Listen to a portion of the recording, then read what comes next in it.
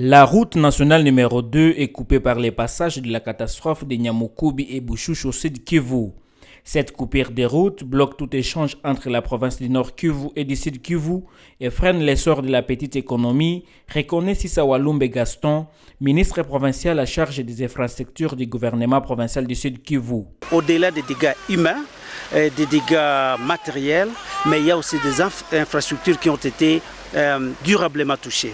Ici, nous sommes juste sur la route nationale numéro 2 qui relie deux provinces, la province du Sud Kivu, qui est la nôtre, et la province serre du Nord Kivu. Donc vous pouvez déjà comprendre qu'avec cette coupure de la route, il n'y a plus de circulation, il n'y a plus de communication terrestre entre les deux provinces, mais aussi entre les villages. Et donc son impact elle est dévastatrice. Pourquoi? Puisqu'il y a le premier élément, c'est économique aussi. Ça veut dire que les gens ne savent plus commercialiser, apporter leurs marchandises, aller le vendre. Le deuxième élément, il est aussi sécuritaire. Nous sommes dans une situation de menace de guerre, nous sommes attaqués et donc il faut le déploiement de nos forces.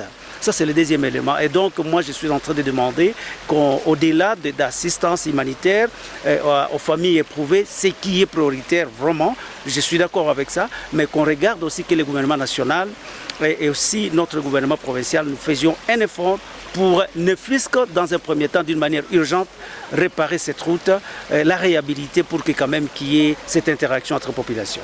Pour une action immédiate, il faut de grands moyens logistiques en fait de mettre des solutions provisoires pour rendre plus praticable les passages. Un véhicule ne peut passer, ce qui fait qu'il n'y a pas de trafic. Ça veut dire qu'on ne peut pas commercialiser, le maman ne peut pas vendre, le papa ne peut pas vendre, mais également, tel que je l'ai dit, une communication en termes de sécurité.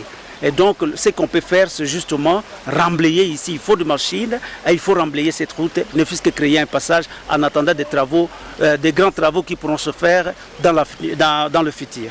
La province ne saura pas avoir de moyens. D'abord, c'est une route nationale, elle est de l'intérêt national du gouvernement central.